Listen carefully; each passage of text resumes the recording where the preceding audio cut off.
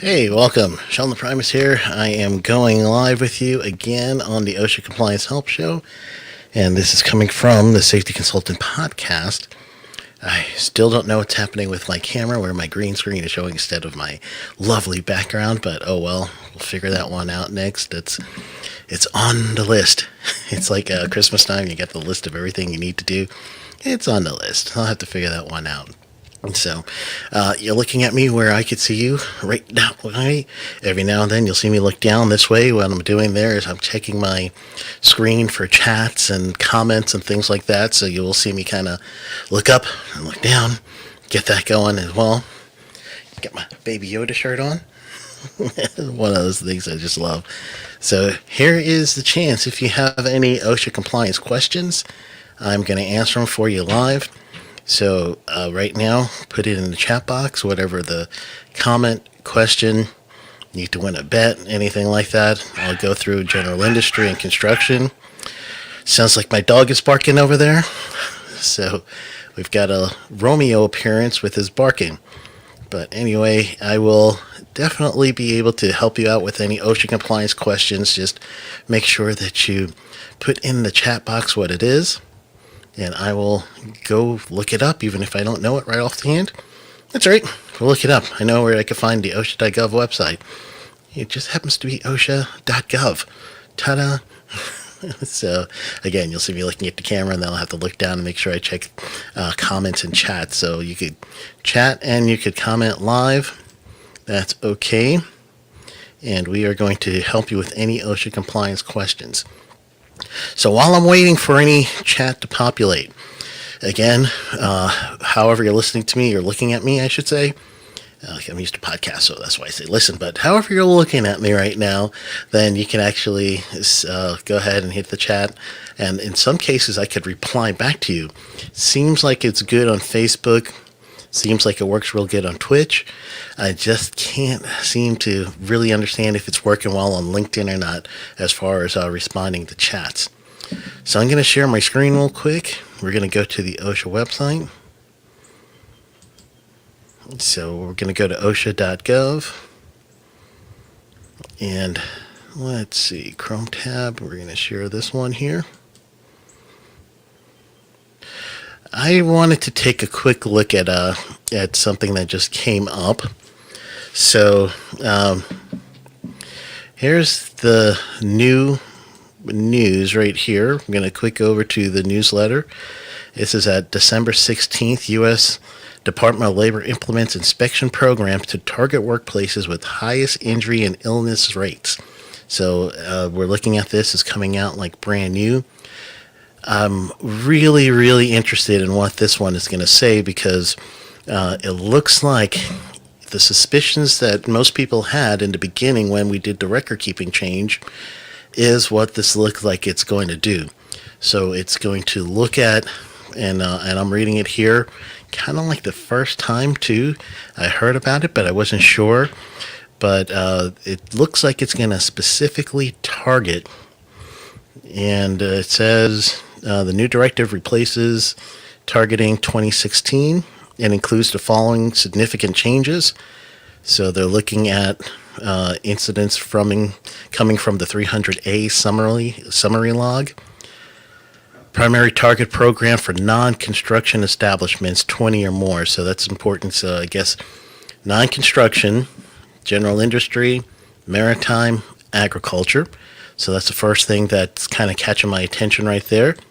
So it is also going to say the creation of new targeting category for establishments includes indicating, consistent injury and illness rates increasing over the 3-year data collection period. So when this first got started, which I guess was 2016, they are now looking at the increase in your summary log. So if you're having more injuries and your days away restricted transfer rates, the DART rates, are going up, and your total recordable injury rates is also going up. They're not saying that there, but those are the rates that OSHA usually looks at. The days away restricted transfer rates total recordable injury rates. To calculate those things, it's not too hard. What you would do is, and it is actually a formula. So in the formula, in the numerator of the formula, you'll have to put the number of incidences, and this will be for total recordable TRIR, number of incidents times the constant, which is 200,000. 200,000 constant represents you have 100 workers, and those workers are full-time, 40-hour workers, and you're giving them 2 weeks off in the year. So if you have 100 workers, or let's say you have one worker, 2,080 hours equals a full-time job.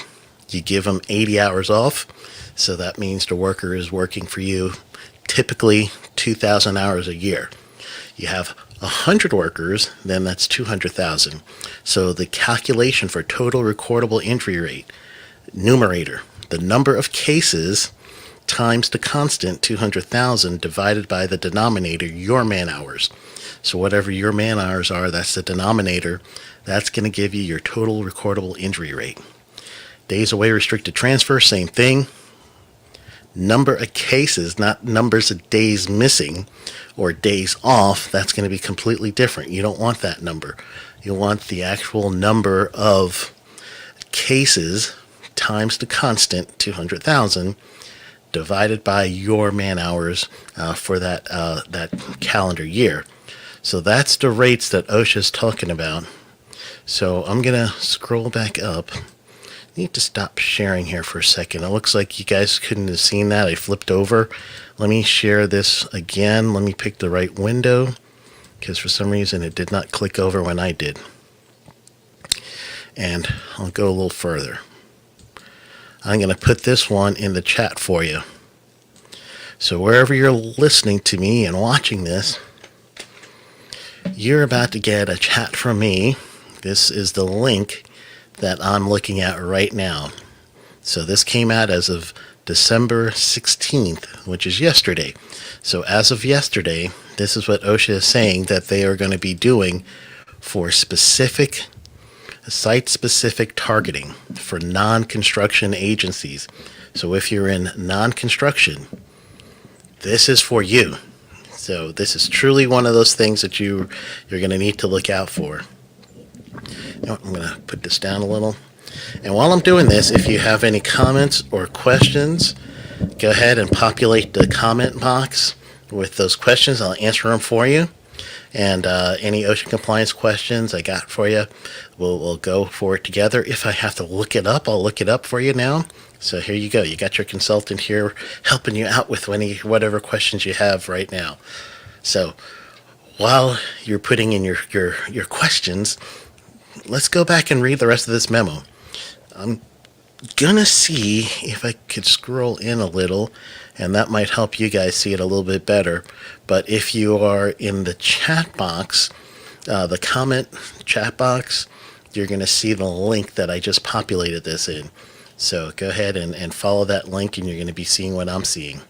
So as of yesterday, this is what OSHA is saying. Non-construction, 20 or more employees. So that's even small, small companies. Now they're looking at your 300A summary log that you've been submitting electronically. If you've had 3 consecutive years of increase, this is pertaining to you.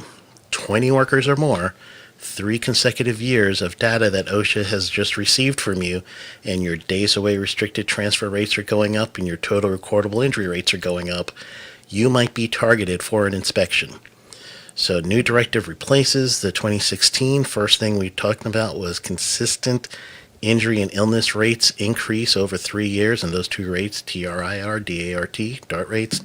And then 2, usually when you see and here, it's not, or I should say, when you see and here, it's not either or, it means it's a joint condition. So condition number 1 would be your rates are gone up over 3 years. Condition number 2 is allows records only inspections to occur when a compliance safety and health officer determines incorrect data led to establishment inclusion of the program. This change ensures OSHA will conduct a full inspection only when employer has a actual elevated illness and injury experience. Wow. If I'm reading this correctly, and again, we're seeing this together.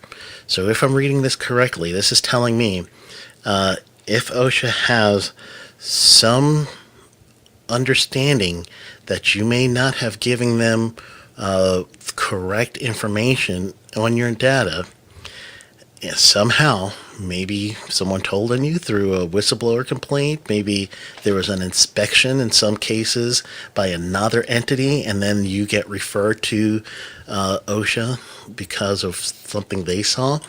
OSHA compares these information, and then now they're saying that this significant change allows only inspections to occur when a compliance safety officer determines incorrect data led to an establishment inclusion in the program.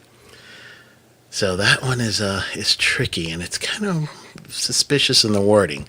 So I'm really going to have to dig into that one really closely, because that's going to include quite a few people. And it's also leaving a lot to the compliance officer to have as their discretion. Let's say it that way. So it does leave a lot for their discretion. So that's also something to look for.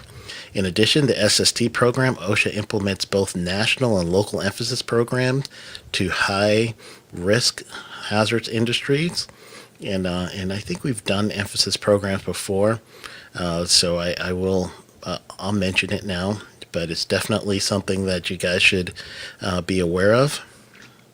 I'm going to open this in a new tab. I'll have to stop sharing this tab in order to have you see the other one. Yeah, let's see if that'll work. All right, so it did work. So has a national emphasis program over here. And again, you're going to see me look at the camera, and then I have to look down because my screen's over there, and I have to check the chats and everything else for your OSHA compliance questions. So you're going to see me kind of do one of these things, right? So this, again, brand new. So OSHA now looks like they're looking at these national and local emphasis programs. I'm going to put this in the chat so you guys could find it yourself. So here's the second thing in the chat box for me.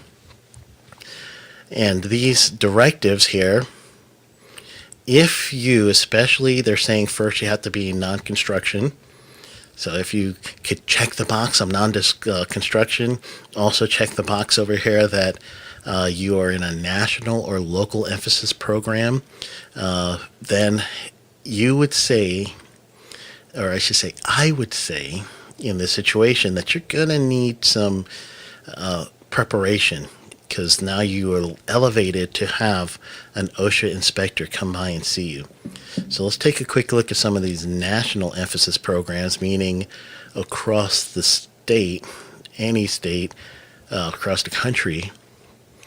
These items or machineries are specific that OSHA says if you have them, we're going to come see you in a higher frequency than anyone else.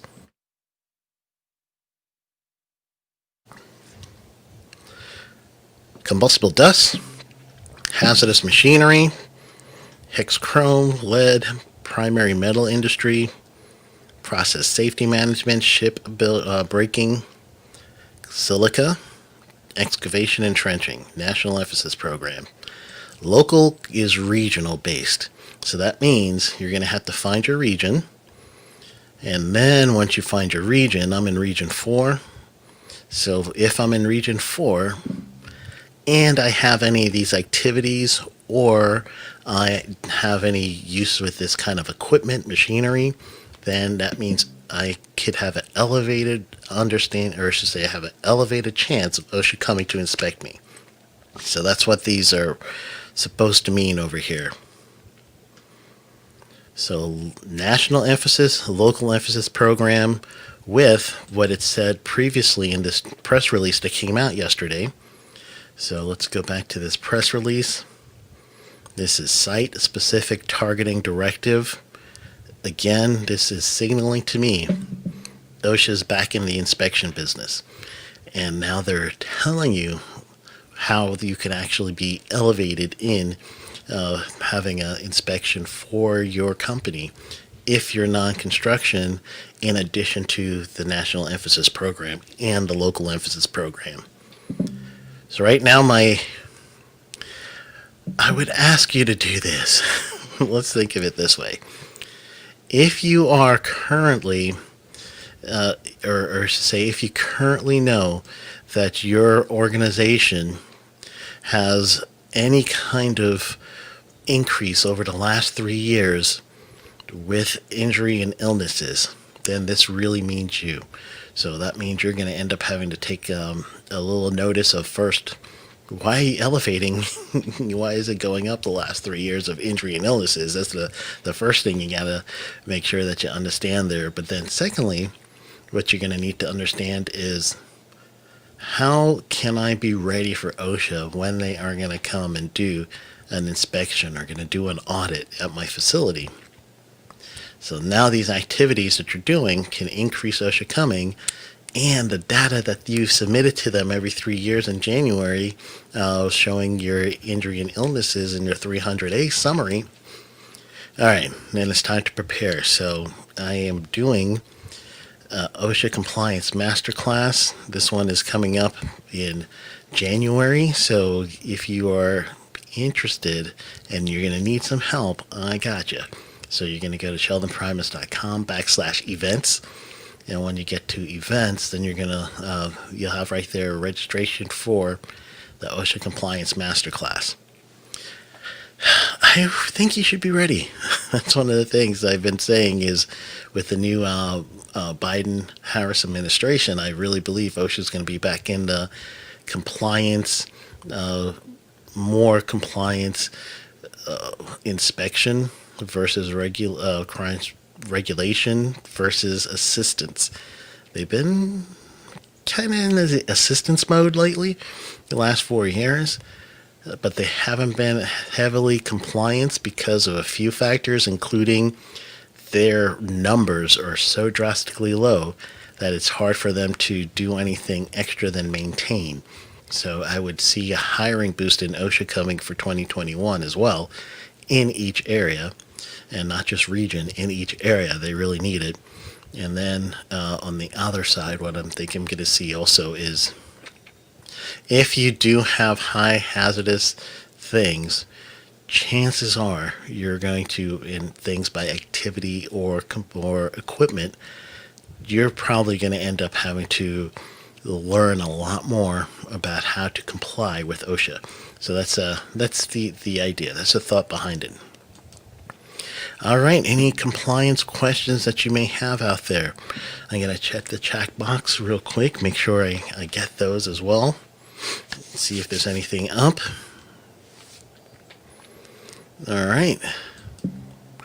I've been trying to keep these as short and sweet as possible, and I do not see anything down here, so I think we may be able to stay right into that 20 to 30 minute mark like I like. That's my sweet spot right there. I don't want to make it too long. I know in the future I'm probably going to go into the half hour to 40 minutes. In some cases I might even go into the hour, depending on how many questions and comments we have. So I'm prepared to do that. Yes, I am definitely prepared to do that. However, right now, especially with the holiday week and everything else, I'm looking at that nice little 20-minute mark. So I think we are good to go. Thank you, everybody, for listening to the Ocean Compliance Help Show. Any questions or comments that you want to send to me, Sheldon at sheldonprimus.com. And that's Sheldon, SHELDON, Primus, PRIMUS.com. So Sheldon at sheldonprimus.com. That's the way you can reach me. All right. Looks like we're good. I'm checking. No chats. Good deal. Go get them.